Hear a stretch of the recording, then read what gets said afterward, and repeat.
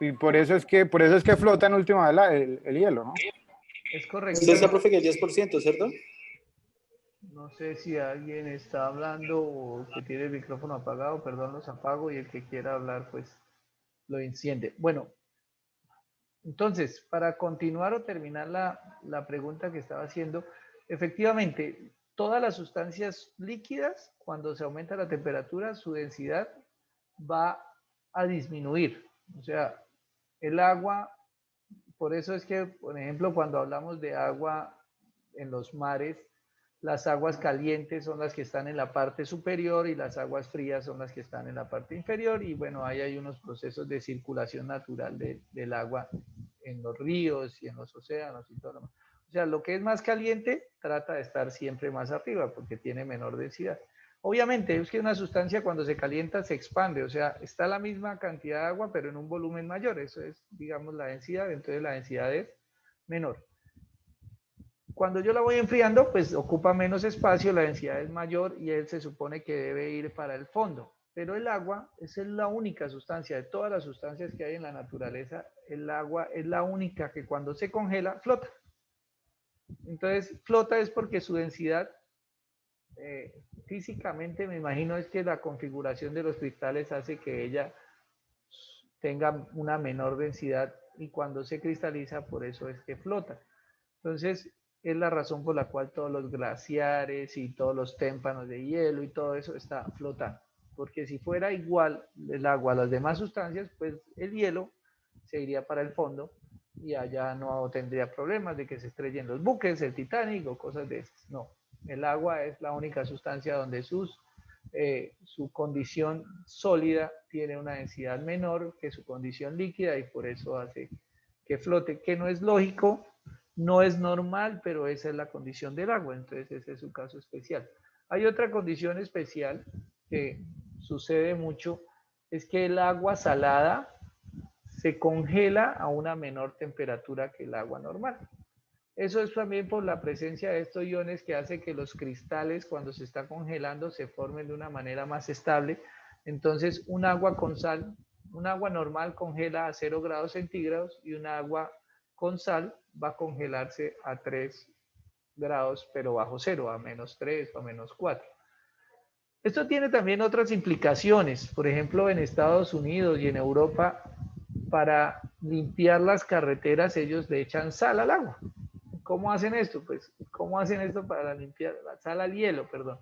¿Cómo hacen eso? Ellos le van y le rocian sal a las vías que están congeladas. Esta sal hace que la temperatura de fusión del hielo baje, entonces una gran porción del hielo se descongela y pues pueden limpiarse las vías. Esa es una de las fuentes principales de comercialización de la sal de aquí en Colombia, de Manaure, que es una zona desértica donde se inundan unas grandes extensiones de tierra gracias a los fenómenos de marea que hace que suba y baja el nivel del océano. Entonces en marea alta se inundan unos terrenos y pues se dejan que el agua se evapore y en ese momento cuando el agua se evapore pues lo que va a quedar son la sal y esta sal se vende en buques y bueno, se vende a Europa y a diferentes países para limpiar las vías porque se les echa sal a las vías para que se descongele un poco el agua y poder abrir caminos en época de invierno. ¿Quedó resuelta la pregunta que hizo el compañero? Creo que era Oscar, no sé quién era. Sí, sí, con Oscar sí, totalmente, profe, gracias. Bueno, ¿alguien más que quiera preguntar sobre esto antes de pasar a nuestro siguiente tema? Que tengan algunas dudas de las condiciones naturales que Profe, es tiene que la... creo que no es por los iones, profe, creo que no es por los iones de la sal ni nada de eso, sino que la sal cumple un papel de catalizador que deja acelerar el proceso de transferencia de calor, ¿no?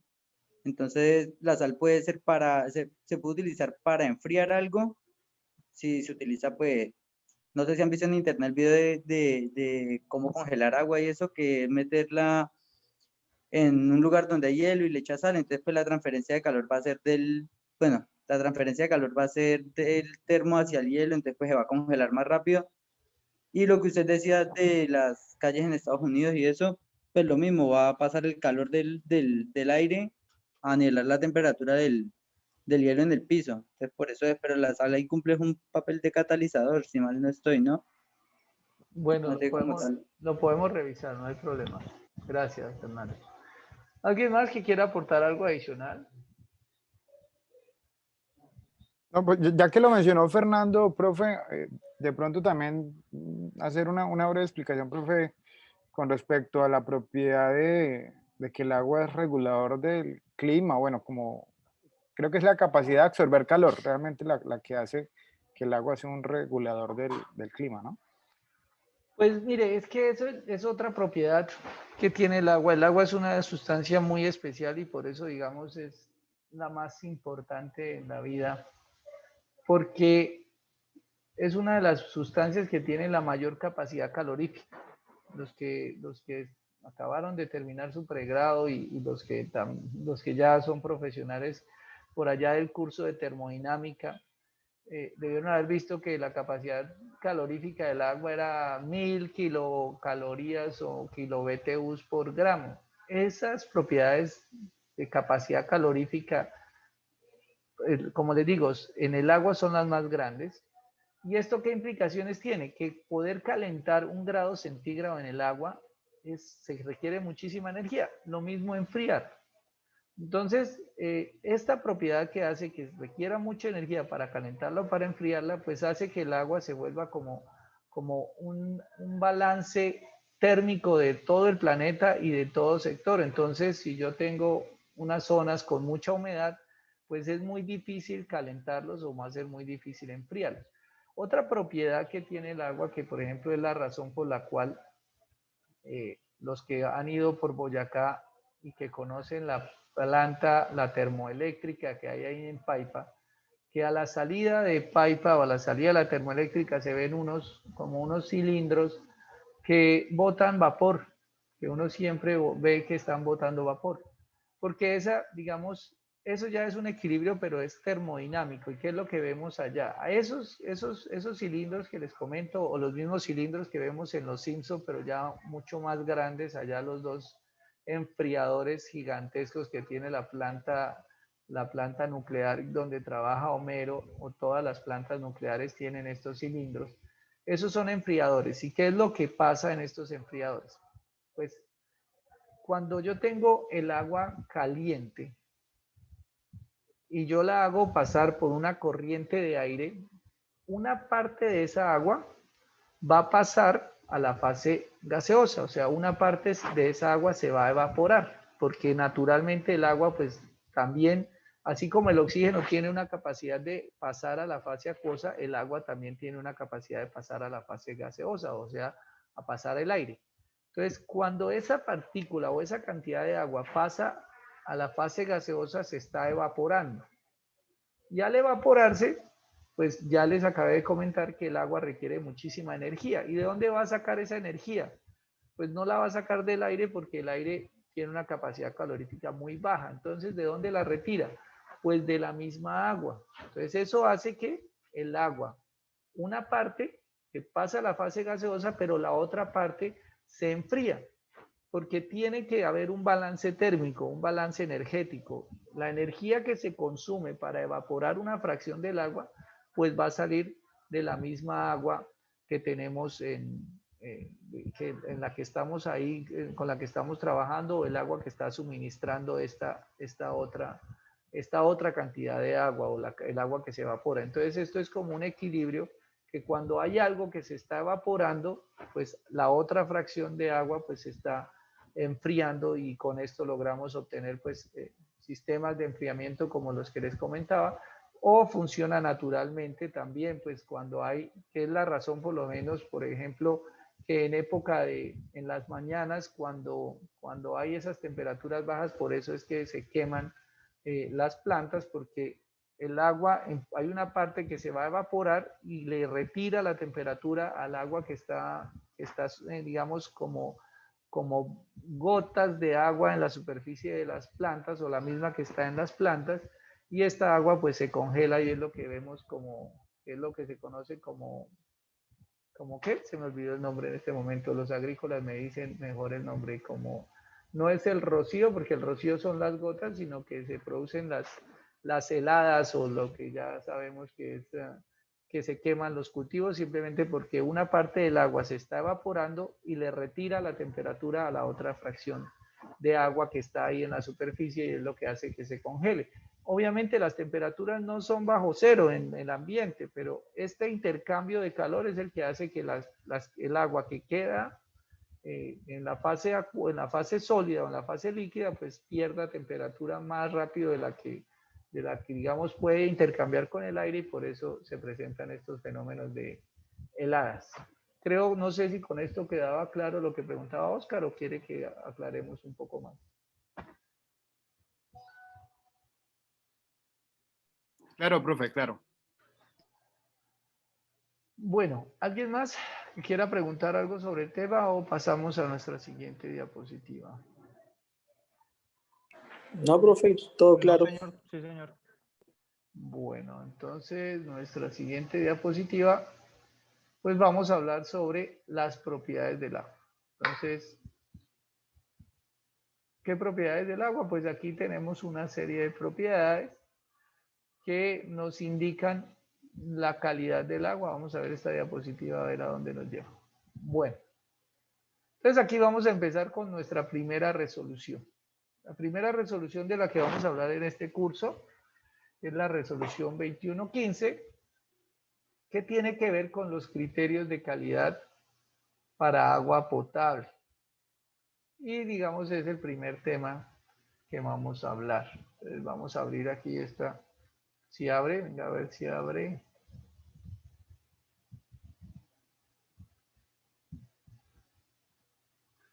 No vamos a volvernos expertos de la resolución 2115 ahora, hoy no, ahorita no. Esa les queda de tarea para mañana. Entonces, allá escriban, apunten, tarea.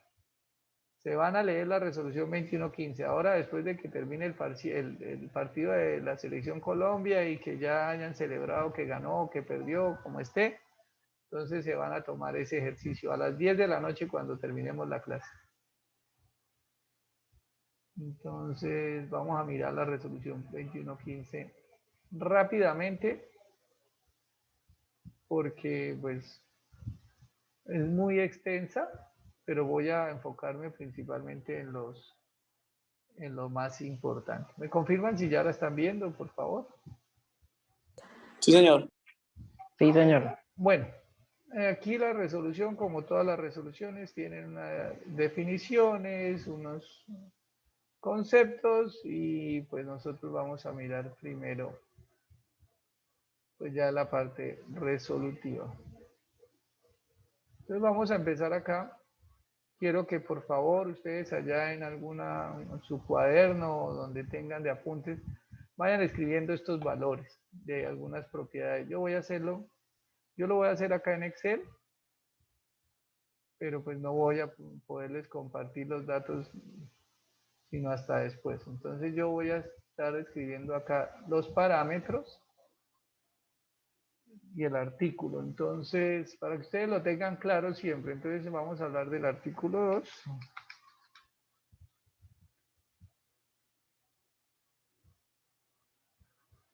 Y el parámetro, ustedes escriban allá su parámetro. Y el valor máximo permisible, valor máximo permitido. Para que lo tengan siempre en cuenta, máximo permitido. Entonces, este artículo 2, ¿qué nos habla? Bueno, de color, olor, turbidez. Aquí vamos a sacar estos dos, que son los más importantes. El color, las unidades, siempre son estas unidades platino-cobalto, eso es una unidad que se desarrolló hace muchos años, lo estoy copiando acá mientras les hablo, que es una mezcla de una sal de platino con cobalto que cuando uno agregaba, realmente es una mezcla que si se agregaba tantos miligramos o tantos miligramos, tantos miligramos de esa sal, pues iba tomando una coloración como las coloraciones naturales que tiene las aguas superficiales. Es decir, imagínense ustedes que este platino cobalto, cuando yo lo echo con el agua, me va a formar como una cosa como un sonti, una coloración así cafecita. Pero si yo le echo más, pues la coloración es más intensa, y si le echo menos, la coloración es menos intensa. Entonces, lo que se trató con esta unidad era establecer como un rango y 15 unidades platino cobalto que se representan como 15 miligramos de la sal platino cobalto en un litro de agua. Cuando el agua tenga un color superior a ese color, tengamos la diferenciación entre el color y la turbiedad, y yo ya lo he dicho varias veces, ustedes cojan un agua con un sonti, él no tiene ninguna partícula, uno puede ver a través del agua perfectamente, pero igual el agua tiene una coloración café grisácea. Entonces, eso es el color. A diferencia de coger un agua y échenle arena, ya uno va a ver las partículas flotando, las partículas suspendidas, eso es la turbiedad.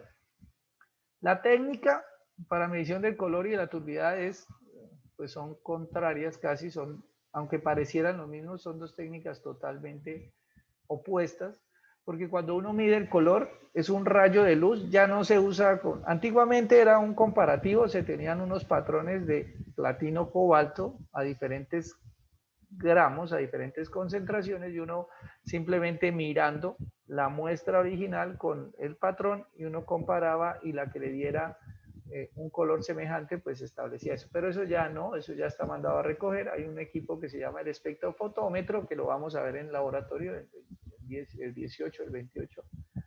Y este equipo lo que hace es que emite un rayo de luz, y al pasar a través del agua, esa luz, una parte es absorbida, porque si el agua no tuviera ningún tipo de color, pues todo el rayo de luz pasaba completamente, pero como el agua si llega a tener una parte, un color, ese rayo de luz se absorbe. Entonces al otro lado de la fuente, o sea, tenemos una lámpara, y al otro lado de la fuente perpendicular, o sea, en la misma dirección del rayo de luz, tenemos una lámpara que me va a detectar qué porcentaje de la luz que fue emitida llega a la lámpara, y eso, en la medida de que llegue menos luz, pues es que el agua tiene mayor color. Entonces, pues esa es una medida de qué tanta coloración tiene el agua, y el valor máximo permitido son 15. A diferencia de la turbiedad, la lectura es perpendicular. Entonces, el rayo de luz está en una dirección, pero el sensor o el lector de la luz está perpendicular al flujo. ¿Y cómo hace para que la luz se desvíe? Pues solo si choca contra algo, contra una partícula. Si llega a chocar contra esa partícula, se va a desviar. Entonces, por eso la turbiedad es más o menos proporcional a la cantidad de partículas que tenga el agua. Y para mí, pues es mucho más importante, y ya lo vamos a ver en realidad para todo el mundo, la turbiedad es mucho más importante, porque es como una propiedad que me indica qué tanto material particulado o material suspendido tenga el agua. Nuevamente, para el color, el sensor mide en la misma dirección del rayo de luz, porque él mira qué tanto de la luz se absorbe por el agua. En cambio, el de turbiedad es perpendicular, porque él solo detecta los rayos de luz que que cambian de dirección por una partícula. O sea, debe haber una partícula donde la luz choca con la partícula y se desvía, y al desviarse, pues el detector la va a calcular y me va a marcar turbiedad. Sin embargo, pues acá en la norma habla de 2 unidades nefelométricas de turbiedad, que también ese es el nombre porque se mide con un aparato que se llama un nefelómetro. Sin embargo, esas 2 unidades nefelométricas de turbiedad, en mi opinión, son muy altas, porque no es por comparar ni por decir que Estados Unidos, Europa es mejor que uno que en el otro, no, es porque por mi experiencia he detectado que aguas aún con 2 unidades nefelométricas de turbiedad tienen el riesgo de ser problema para la salud. En Europa y en Estados Unidos hay criterios de calidad de 0,5, ese es el valor máximo permisible para la turbiedad, y aquí en Colombia estamos en 2. ¿Por qué en ese valor tan alto? Pues porque nuestros sistemas de potabilización no son los mejores, los sistemas de control no son los mejores, pero plantas de tratamiento como la que pudieron ver ustedes en el video, o sistemas de abastecimiento como el de Bogotá, ya tienen unas políticas internas de turbiedades por debajo de 0,5 o de 0,7, tienen algunos rangos, que permiten asegurar la calidad del agua mucho mejor. Entonces, yo aquí en mi tablita ya llevo 2, que es el color aparente y la turbiedad. Ustedes allá en su cuaderno apunten color aparente y turbiedad y el valor máximo permisible, por favor. Entonces, yo tengo acá artículo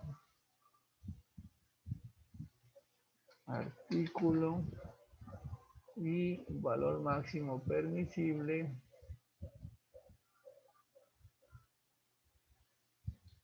Entonces, no voy a apuntar las unidades, pero ténganlas en cuenta. Si ustedes les queda el tiempo, ahí las escriben. 15 para color, 2 para turbiedad. Artículo 2. Este artículo 2 se llama características físicas.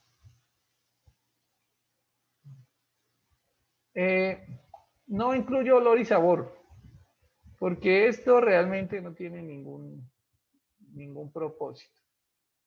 Porque diga que es aceptable o no es aceptable es una propiedad cualitativa,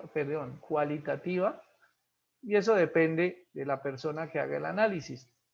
Conozco casos de personas, bueno, criollas o personas del campo que no son capaces de tomar agua pura porque no les gusta, porque no sabe a nada. Esos prefieren es tomar guarapo bien picho, que eso sí les hace efecto, pero un agua pura nunca la van a tomar. Entonces, el olor y el sabor, pues es una característica que no ni genera ni nada. Ahora yo invito a un funcionario de una empresa, bueno, a las niñas de Corporinoquia, que ojalá algún día estén en el laboratorio y les lleven un agua residual y le digan, bueno, hágame el favor y me dice cómo está el sabor de esa agua residual, si está aceptable o no está aceptable. Entonces, nadie va a hacer eso. Un agua que le llega a uno, por ejemplo, ahorita ¿a quién le va a hacer un análisis de sabor del agua de la laguna de Tota sabiendo que tiene plomo? Nadie lo va a hacer, entonces no es una variable que genere algo de seguridad, no, ni aporta ni quita nada, por eso no la incluimos. Listo, ahora vamos a ver el artículo 3. No lo voy a incluir, pero en mi lista, y ya ahorita más adelante se van a dar cuenta por qué los incluyo unos y otros no. Pero el artículo 3 habla de la conductividad. La conductividad, digamos, aquí habla de que no debe ser mayor a 1000. Las unidades de la conductividad son microsiemens por centímetro. Eso se mide con un aparato que se llama un conductivímetro. Y la conductividad sirve para algo que es lo que dice acá, que sirve para una actividad sospechosa en la fuente de abastecimiento. Un agua normalmente no cambia su conductividad, o es alta o es baja, pero la conductividad se mantiene a menos que pase algo especial.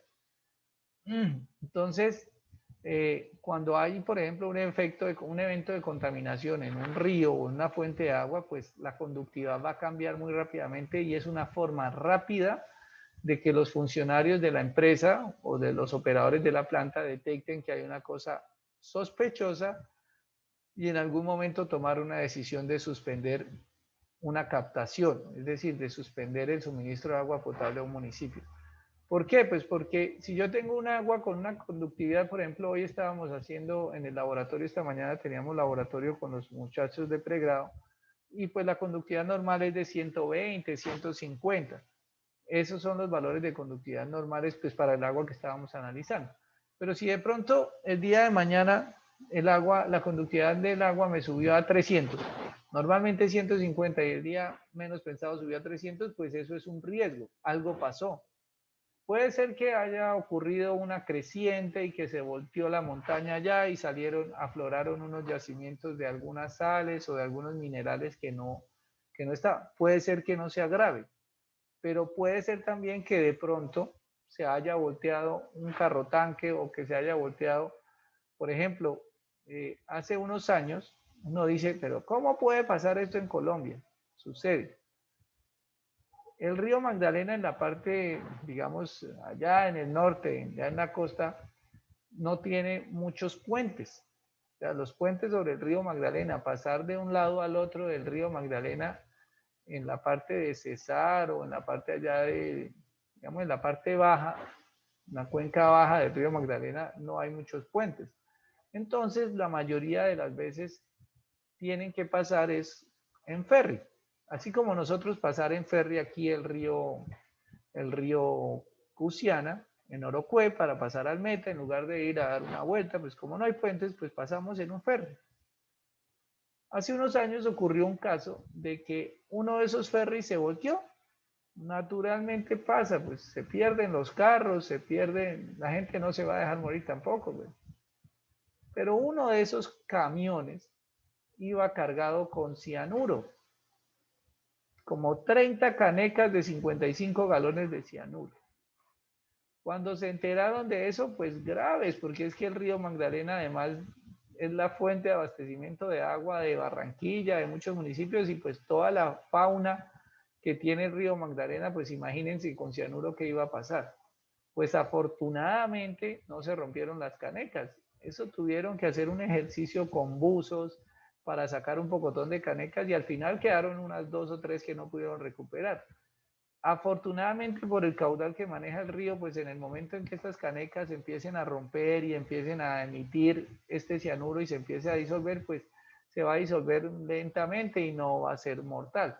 Pero sí puede ser un problema que, así uno no lo quiera, pueden presentarse incidentes o accidentes en las fuentes de abastecimiento, o puede ser también por actividades, terrorismo se llama, que alguien quiera hacer terrorismo sobre un sistema de acueducto y vayan y hagan algo que uno se supone que no se debe hacer, pero pasa.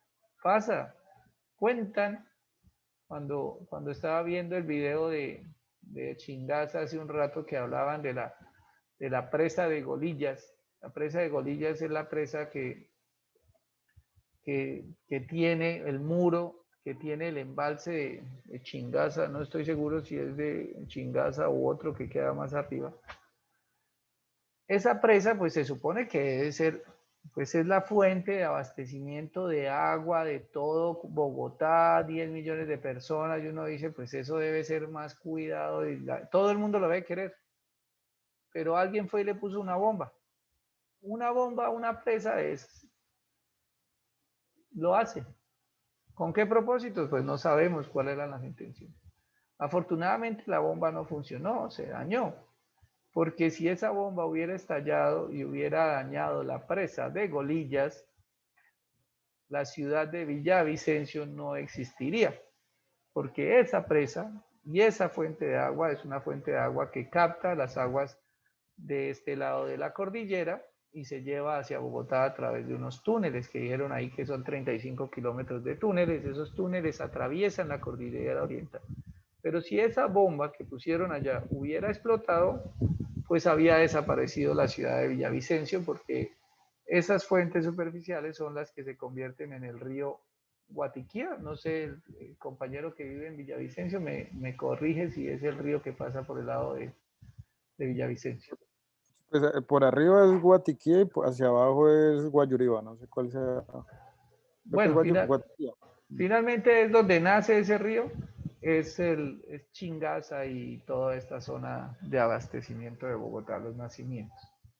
Entonces a veces uno dice, pero no, pero ¿quién se le va a ocurrir hacer una cosa? Pues hay gente que lo hace. ¿Con qué propósito? No lo sabemos, pero hay gente que lo hace. Entonces es como una fuente, una forma de que poder verificar que de pronto haya un tipo de contaminación, ya sea causada naturalmente o por un incidente, pues es la forma como uno puede mirar que el agua se mantenga. No la voy a incluir en la lista porque esta no es tan importante, pero sí es fundamental para evaluar de pronto algún incidente. Nuestro siguiente elemento es el potencial de hidrógeno, que se llama pH. Ese sí lo voy a incluir acá en el artículo 4. Entonces voy a incluir aquí pH, artículo 4.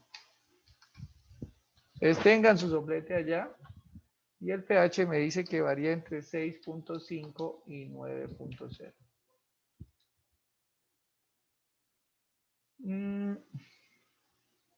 Aguas con pH por debajo de 6.5 son aguas ácidas, aguas con pH por encima de 9 son ácidas, son aguas básicas.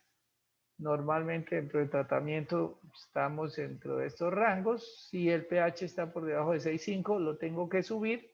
¿Con qué lo subo? Aplicando soda cáustica o aplicando cal. Si el pH está por encima de 9, pues lo tengo que bajar. ¿Y con qué lo bajo? Pues aplicando ácido sulfúrico, ácido clorhídrico, ácido nítrico. Casi nunca encontramos agua por encima de 9. Normalmente encontramos agua por debajo de 6.5. Aquí en Casanare la mayoría de las aguas son ácidas. ¿Por qué? Porque los suelos son ácidos. Y los agrícolas o las personas que sepan de suelo me corrigen.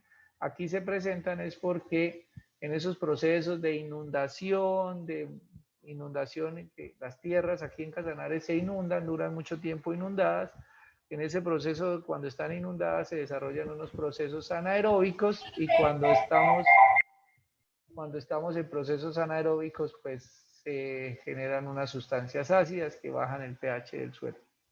Entonces, aguas ácidas, pues fácilmente se corrige, las aguas básicas también se puede corregir, pero pues no es normal. Siguiendo con nuestras sustancias, pues aquí aparecen unas y vamos a poner el artículo 5. El nombre del artículo 5 dice que se llaman sustancias que tienen efecto adverso en la salud. Y este término es importante, efecto adverso. Efecto adverso es que lo pueden matar a uno. O sea, eso no es que, que de pronto le causó una diarrea, no. Ah, bobaditas. Exactamente. Pues, ¿qué es lo que hay acá? Pues miren, plomo. Plomo, estábamos hablando de plomo hace un rato en la laguna de Tota. Les conté el tema del cianuro en el río Magdalena. Las empresas que utilizan mercurio para producción de oro. Trialometanos, estos son compuestos que se producen en la desinfección de aguas contaminadas. Arsénico, ovario, bueno, cromo. El cromo. Hay una película que se llama Erin Brockovich, si alguno la ha visto, con Julia Roberts, donde muestran cómo una empresa que utiliza cromo hexavalente para un proceso de enfriamiento, unas torres de enfriamiento, vertía ese cromo o esa agua de esas torres de enfriamiento, las vertía en los acuíferos y toda la comunidad alrededor de esa empresa o tenía problemas de cáncer, abortos permanentes, las niñas con leucemia, con cáncer las señoras con cáncer de matriz, con cáncer de ovarios, toda la comunidad, 250 personas creo que son las que se muestran en esa película, tienen enfermedades a causa de ese cromo. Todas estas sustancias, y no son muchos, no es que pidan mucho, por ejemplo, mire mercurio, una parte por billón, que está en miligramos por litro, 0,001, o sea, 0,001 miligramos por litro es una cantidad peligrosa. Y ya vamos a ver cómo se registra eso. Entonces, todas estas copienlas, yo las voy a copiar acá, las voy a llamar artículo 5 y las voy a tener acá en mi soplete. A ver si pasa acá. Sí, artículo 5. Ustedes tenganlo allá.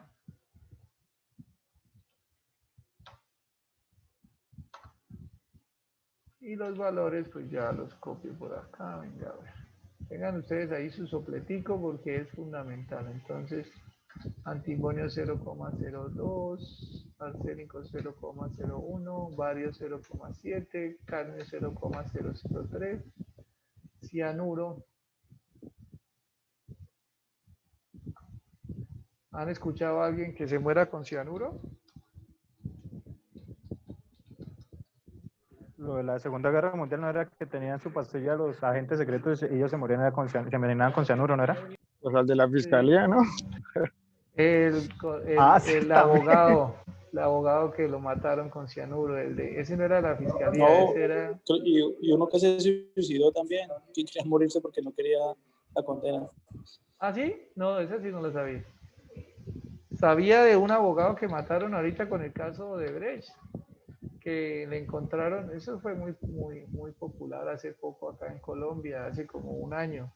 Que fue ya Pizarro, ¿no? Y también Alan Turing, profe, que lo mataron con la manzana envenenada de cianuro. No sé si hayan escuchado la historia de Alan Turing, el matemático de la computación. No, yo la verdad no he escuchado. El abogado sí, yo la había escuchado. Sí, este abogado lo Eso fue mataron. la razón de ser de Steve Jobs para la manzanita mordida de Apple. Ah, sí. Ah, bueno, Sí. interesante. Dijo Sí, pues. Rizaloca, no sé si lo dijo el alerta, una patada a la ignorancia. No, son datos, hay que darlos, Por dice el dicho. eso es una patadita a la ignorancia de nosotros. Muchas gracias.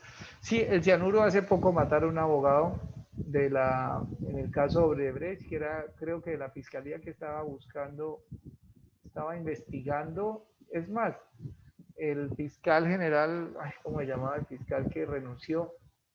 Pero Que eso fue como en el 2018, ¿no? Como a finales, sí, o hace como de un año y largo. Fue el papá y al hijo, a los Pisano. Sí, pero el hijo no al me fin se acuerdo. murió, no. El hijo casi se muere, pero él fue el que encontró Solo se murió el abogado, me parece. el papá. Fue los dos, sí, el papá. Papá. Encontraron la botella de cianuro en la finca del señor. Bueno, el cianuro es mortal también. Eso, nada, cualquier sustancia de estas, ojo, si usted encuentra esto en el agua, muerte segura. Entonces, son valores muy bajos, pero bueno, no necesitamos aprendernos los de memoria, necesitamos saber en dónde están. Artículo 5, y ojo que no les va a olvidar este artículo 5. Siempre recuerden el artículo 5 y cuáles son las sustancias. Estamos hablando de metales pesados y otras sustancias. Bueno, aquí hablamos de otros. Estas tenían implicaciones, efecto adverso. Ya lo dijimos, o sea, lo va a matar. Estas tienen implicaciones, o sea, no es tan grave, no se va a morir, que son los del artículo 6. Entonces, aquí hablamos de... Inge, Dime, ¿puedes subir un momentico? ¿a dónde? Más arribita, por favor. Ay, pero ya. Bueno, entonces vamos a copiar todas estas también. Creo que sí, todas. Van a ustedes a apuntar allá en su sopletico, tener esas, yo lo apunto acá en mi soplete también.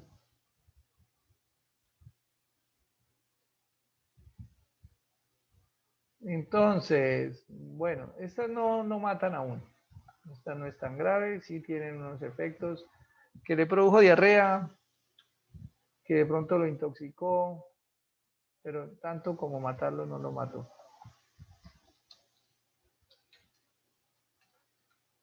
Esto es artículo 6.